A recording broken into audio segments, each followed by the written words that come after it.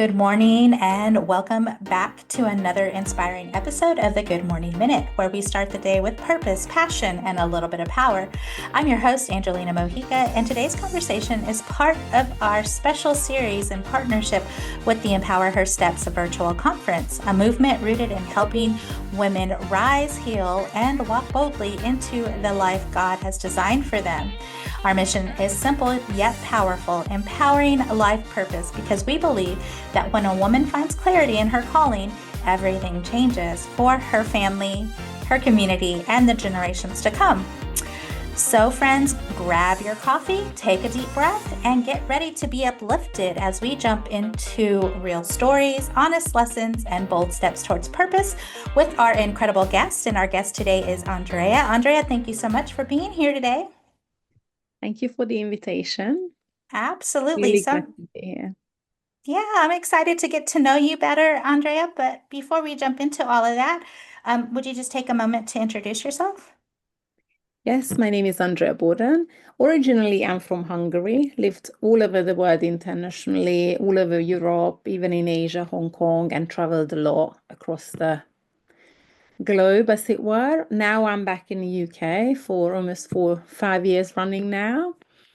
I work as a coach, and my mission is really to help people to find their voice, their confidence and strength. And I'll do that through one-on-one coaching, public speaking workshops and coaching, Mm. which is great fun and so nice to see people thrive and walk out of a 2-hour workshop or an hour of coaching and feel so much more confident. They walk out so much taller, and that gives me a lot of joy. And on the side, I also work with special education needs children in the primary sector, school sector. They mainly around age 6, 7. That's my Mhm. main age group. And that I also find extremely rewarding. Hmm. Something about special education students. I work with them in child welfare, and I just have a heart because they're so special, and I love how they view life. It's so different. Some of them don't even have the capacity to really have those barriers. It's very just it's almost the innocence and the childlikeness of their viewpoints. I love, and I just admire, and I'm very grateful to be part of their story whenever they share those moments with me. Um, Andrea, when I start having a guest on the show, I like to start with just a little icebreaker question, just to kind of get us moving along. And my question to you today is, what is one small thing that makes you smile? One small thing that makes me smile is to wake up every morning and be Mm. super grateful and just enjoy that I can have that cup of coffee. I can go to the gym. My family is healthy. I am well and able to do just small things throughout the day. And that Mm. makes me smile. So I already start the day right. Mm. You started with a cup of gratitude, is what I'm hearing. So that's lovely, lovely. All right, well, let's jump into the heart of our conversation. And I'm just going to ask you, what was a defining moment of pain or challenge in your life, and how did it impact you? I actually gave a talk on stage about this a couple of weeks ago, and that was the first time I really spoke about it in public. Mm. Um, about 17 years, my partner and I were together. That was about 7.5 years ago. And we were going through quite a rough patch of separation, and it seemed that we are founding the solution that works, co-parenting across continents, Mm. out of all things.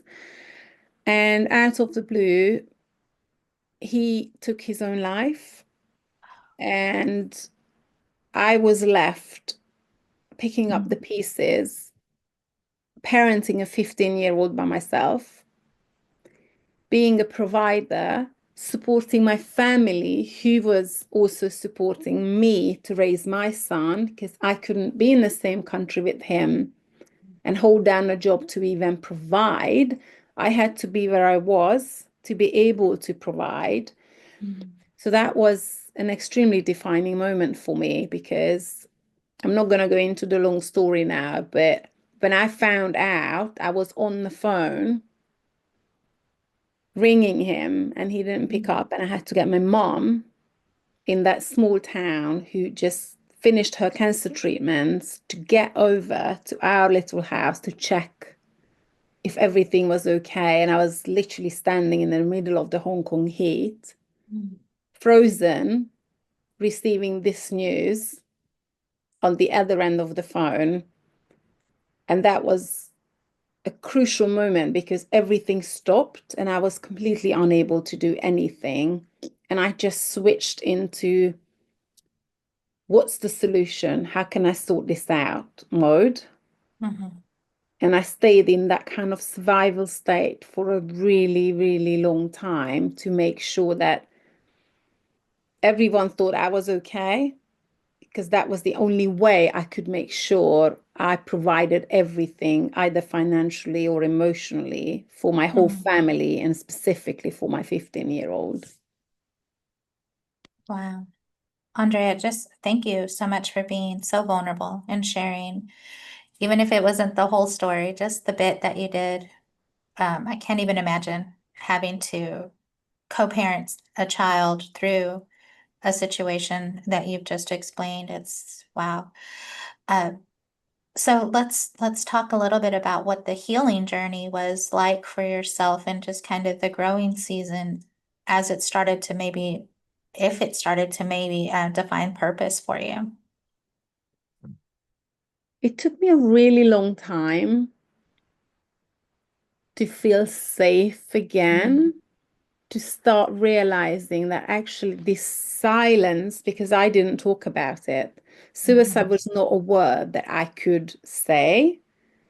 And I didn't even know what to do with people's reaction, and never mind what to do with mine. So I just didn't talk about it. And I thought that was really strength. I had the purpose to provide, but I forgot myself. Mhm. And you don't kind of realize this when you're in the middle of it, especially when children are involved. And for me, I started to feel really suffocated after a while. And I think purpose towards myself and then putting myself back into the picture a little bit came when I was just so desperate, because on the outside, everything looked absolutely fine for me Mhm. if you looked at me, but on the inside, it was a lot of chaos and crumbling and numbness. And when I actually kind of whispered to a friend that I need help, I think that was the first time when I felt like, okay, I can breathe a little bit. Mhm. And then after that, it took me still a really long time to talk about it, a little bit here, a little bit Mhm. there, not with all honesty, not all honesty at all. Even 2 years ago, I kind of weaved into a conversation when someone asked me, "Oh, is your ex in the picture? Do they have a great relationship with your son?" And I said yes, because I don't know how that came out. So it took me a really long time to realize that the purpose isn't just other people and their well-being, it's also mine. And Mhm. I am not going to heal, because I thought I will get over it if I block it out. But Mhm. there is not getting over it, it's getting to learn to live with it. Mhm. And it took me a really long time, but it took small steps, small words, small conversation here or there that made the whole lot of difference down the years for Mhm. me to be able to actually talk about this, and realizing that it took me so long, it doesn't have to take this long for other people. Mhm. So if I speak out and and they realize that you only need to ask for help. You need to talk about it because that is how you can help yourself. So showing that example, role modeling that it doesn't have to take 5 to 7 years.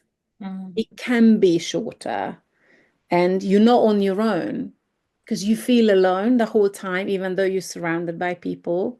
But you don't have to feel so lonely. You just have to find people that you can sit with and they listen without any judgment and safe, giving you a safe space to mm, just be.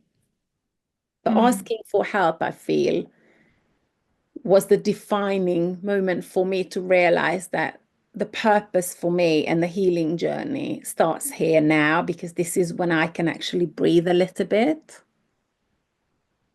And so I think that was asking for help was Mm. definitely the first step for me. Wow.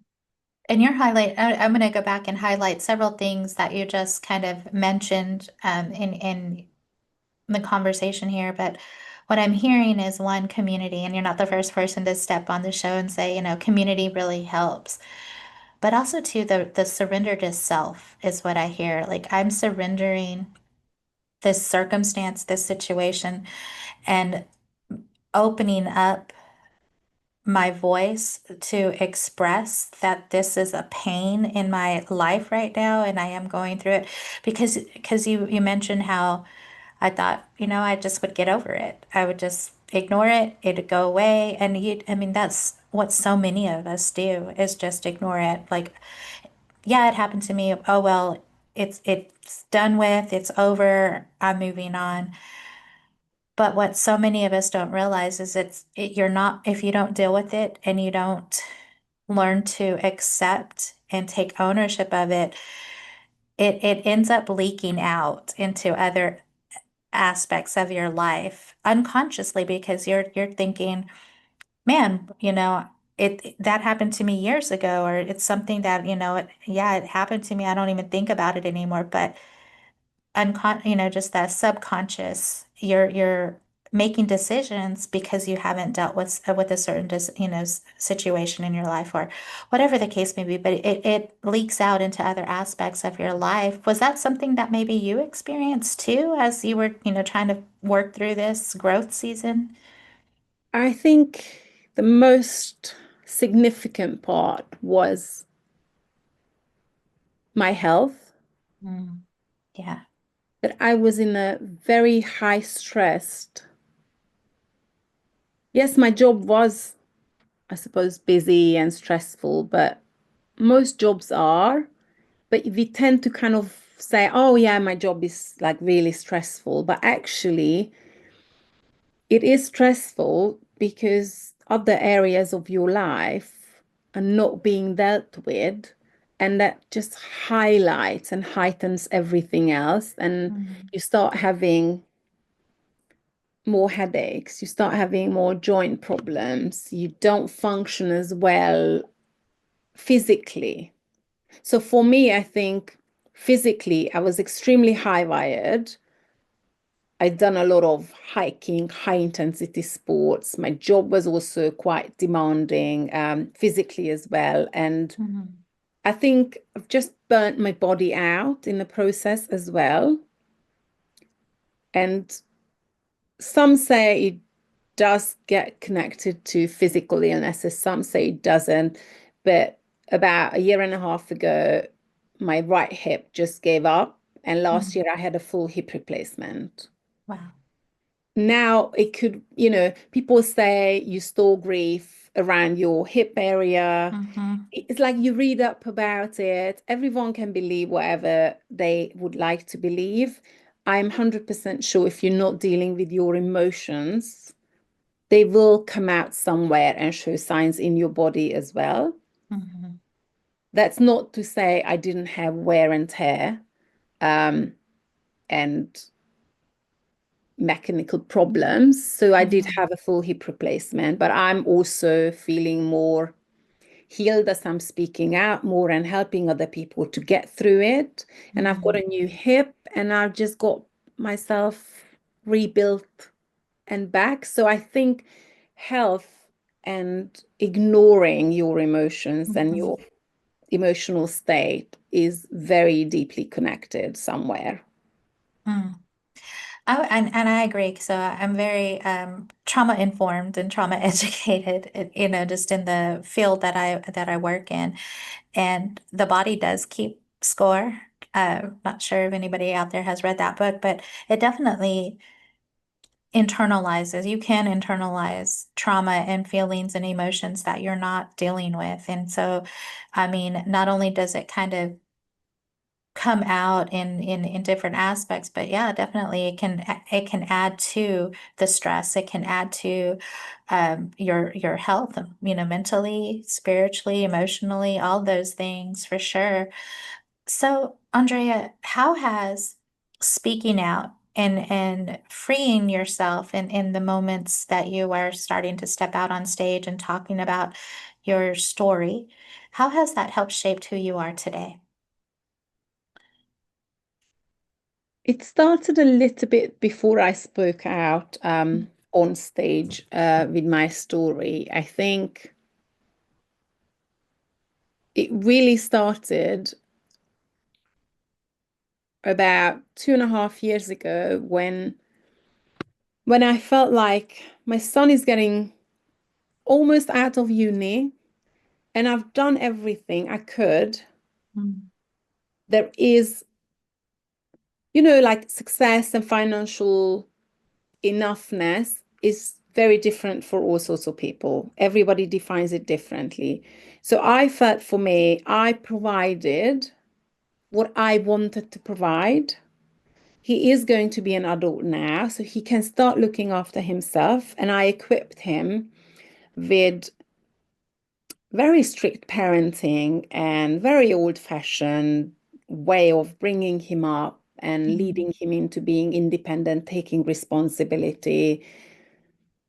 And I provided a good role model example for him. So I wasn't worried that he will not be capable. So I felt like he's finishing uni in a minute. He will be able to look after himself with little and less support. So now it's my time mm, because I'm ready to start a new journey.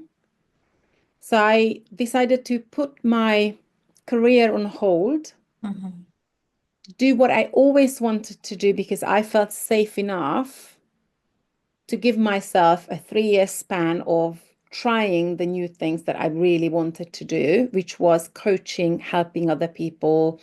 And I worked with children all my life mhm, before, but I wanted to work in a school environment with more special education needs children and their integration and inclusivity mhm, into normal classrooms. And that's the journey that I started then and I'm on now. And that's mhm, how it shaped because I felt like this is the time. I wasn't ready to speak out mhm, and talk about it fully, but eventually, gradually, I worked my way there because I found myself, I needed to rebuild myself mhm, because for about 4 or 5 years, I never ever came as priority. I mhm, was not even on the bottom of the list, really. mhm, Everything else and everyone else was on the top of my list, as in my family. mhm, And then I realized, okay, this is my time now. So it has to shift and I need to come first because now I need to make myself happy, figure out what I want. How am I moving forward? Because now I'm just stuck. mhm, And this stuck phase of 4 or 5 years has been enough. mhm, I'm ready now. And that's when I started doing a lot more inner work mhm, and remembered how my mom brought us up, brought me up mhm, with a lot of resilience, a lot of make your choices, but take the responsibility for it. And if you don't like it, you can always choose another one. It's fine. mhm, Just as long as you take responsibility, you're accountable for your own actions, you're good. You're always good if you're true to yourself. And that's how I was brought up. And I kind of just brought that back again. mhm, And built on that and tried out different things and worked on myself and tried out different things. Like I would go to different exercise classes, I would try different networking groups, different activities, just Mm-hmm. putting myself out there to experience things again, to see what makes me feel alive again. Mm-hmm. And that is how I figured it out, who I am again as the person and what I want to do and how do I want to help other people Mm-hmm. and how I want other people to see that like it is possible. You do not have to stay stuck. You can find your voice again. It's so for me, this is so important that other people know and understand that there are other people out there just because no one speaks about it. There's no shame around it because the choice wasn't yours. Mm-hmm. So it's time that you make your own choices and find your own voice. But it's just one tiny step, one conversation at a time. That's all you can do. And that's enough Mm-hmm. because you are enough as you are. Absolutely. And those are such wise words because it really is in the midst of pain, in the midst of challenge and trauma, we lose a sense of who we are, maybe identity a little bit, but also too our voice becomes muffled or silenced through some of those things. And when you talked about going back and being tired of being stuck and going back and doing the inner work, reconnecting to who you were, who, and reminding yourself, like, my mom didn't raise me like this. I'm resilient. I am able to overcome this. And that being the foundation and almost just the motivation and inspiration that you needed to just get back up and go, okay, let's reconnect to these beliefs that I truly want to embrace and embody and just move forward and let's become who I was intended to be in life. And now you're helping others. You're helping others connect to their inner selves and find their voice through coaching. I think that's beautiful. So as you work with people, I'm sure you run across many of them that are in that in between area of their life where they're just like, I don't know what to do in this situation. Like I'm just in this void. What kind of advice do you give them? It's super interesting that in between area because obviously most of my clients come to me because they are in between. Mhm. They stuck. And a client I worked with quite recently, his biggest takeaway after our month of working together was, I'm using his words now, I realized I'm never ever stuck. Mhm. And I thought that was so powerful because Mhm. that's what the in-between phase is about. You need to experience things. You need to sit there a little bit and just let things come to you and sit with them a little bit and acknowledge them. And it's okay to be stuck. Mhm. It's okay not to know. As long as you have the energy and the willingness to put yourself out as well at the same time while you're sitting with it and experience new things, socialize a little bit, have conversations with random people on the street or in a coffee shop. So your perspective opens up and out of the blue, or when you do coaching, obviously, then you're working with a professional as an option. But some people can't afford coaching or getting a counselor or help. So if you just put yourself out there and you open to conversations with other people outside your normal circle, different perspectives can open up in your brain. And all of a sudden, you're going to feel that, like, oh, actually, there is another way to look at this. Mhm. Or I can try this because that person just talked about it and it's really I can do the same or I can try it slightly differently how it aligns with me. So I Mhm. feel like this in between phase is more like the growing phase. Mhm. It's just your brain sometimes need more time to process a lot of information. And we don't all process things within 2 days, 3 days, 2 weeks. Mm-hmm. Some of us need less time, some of us need more time. We shouldn't be scared of the in-between stuck phase because that's our growing phase. That's when we process the information and make our next choice. And I think there's a lot of freedom in that in-between phase because it gives room for experimentation and different thoughts and ideas. And if you write them down and you write down the pros and cons, or you remember what helped you before when you were in the in-between phase, I think is such a beautiful phase to be in and Mm-hmm. to appreciate it. That you can sit there and just acknowledge it because you need to lead yourself out of it, but you can't lead from outside with other people's advice. It has to Mm-hmm. come from within what's right for you. And I think that's what it is, that phase, that in-between phase, for you to take your time and lead yourself out of it. Mm.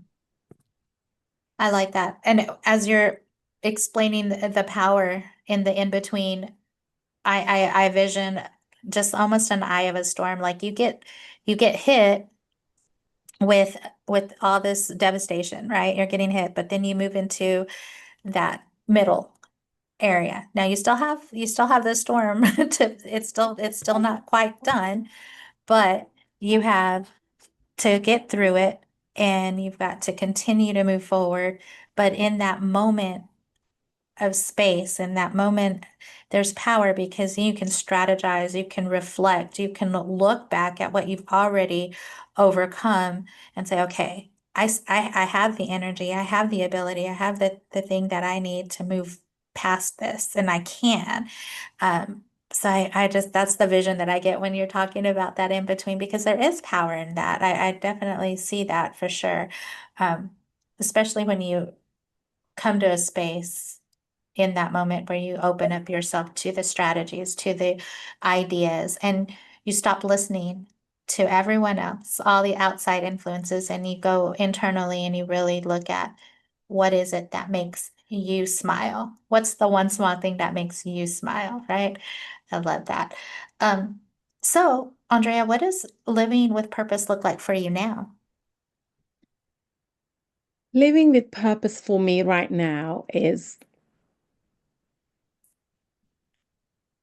really making a difference in other people's life, and that makes a difference in return in my life. Mhm.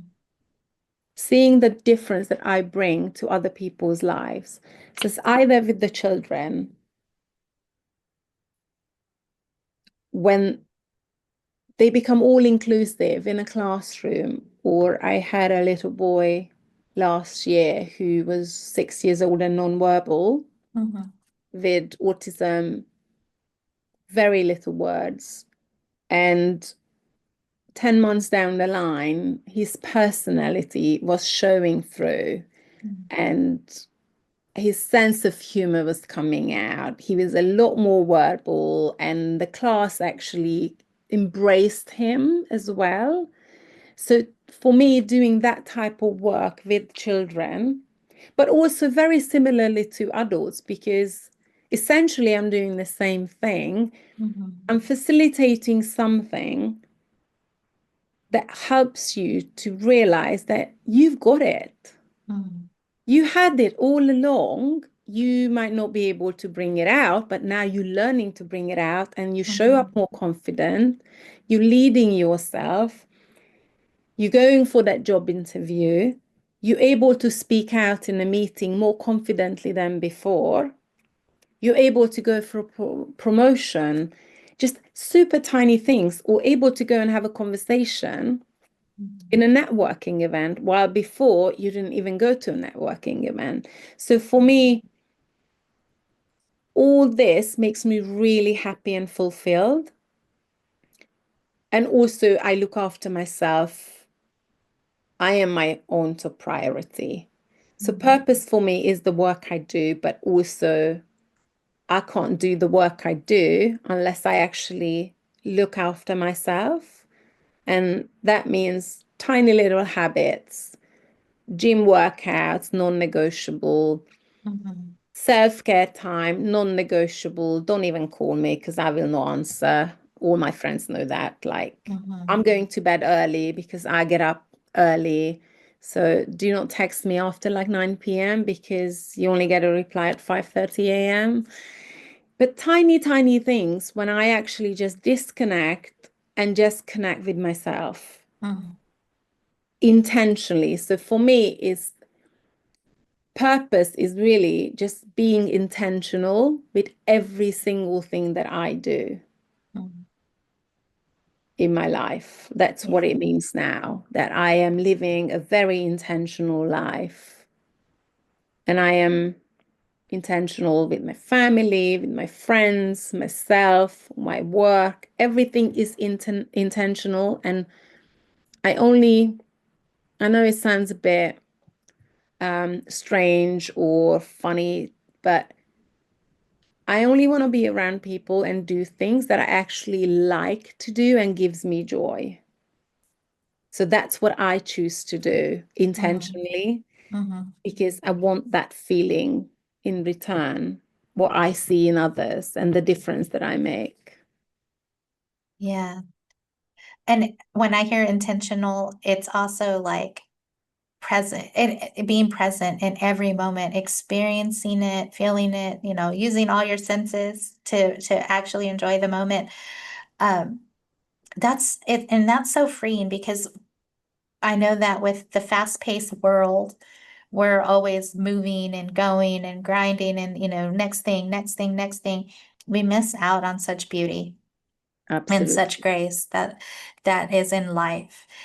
But when we're able to just be so and I know you're using the word intentional, but be so present in the moment, that's where the joy is found. That's where the peace is found. You're not stressed because you're just in this moment and you're not worried about what's next, and you're not worried about what has happened. It's just about today. It's just about this moment. It's just about our conversation. I love that. It's so wise. Such good advice there. Um, so as we get closer to kind of the end of our conversation, Andrea, I'm going to ask you a question I ask most of my guests on the show, and that's one of legacy and impact. If today were your last day, what would you want to be remembered for? I want to be remembered for the impact that I made in other people's lives, Mhm. how I impacted other people, whether they're children, adults. I think that's really important for me. Mm, beautiful. And my last question to you, Andrea, is if you could leave a word of encouragement to someone listening today who's still trying to figure out their life purpose, what would it be? Don't be scared to make the wrong choices because a choice is just a choice. We don't like failure is non-existent. Mm. We only have choices and experiences, and there's always another one we can do and we can take. So for me, it's like my advice to everyone is just take it one step at a time and one conversation at a time, and that's enough. Well, that's beautiful. Andrea, let's say someone is out there listening and they're like, you know what? I think that Andrea could coach me, or I'm interested in learning more about her. How can they connect with you outside of this podcast? So with Andrea Bordan, you can find me on Instagram, Facebook, and LinkedIn just by typing my name in, Andrea Bordan Life Coaching. Wonderful. And if you missed that on the interview, that's okay because it'll be posted with the interview on the social media post, friends. Andrea, I just want to say thank you so much for sharing your heart, your story, and your light with us today. Conversations like this remind us that purpose isn't about perfection, it's about showing up and growing through the things that we go through and understanding that every step matters. Here at the Good Morning Minute and through the Empower Her Steps movement, we believe every woman has a calling worth discovering and a voice worth using. So wherever you are today, friend, remember your purpose is powerful and you're not walking alone. Until next time, keep rising, keep trusting, keep walking boldly into the life God has designed for you.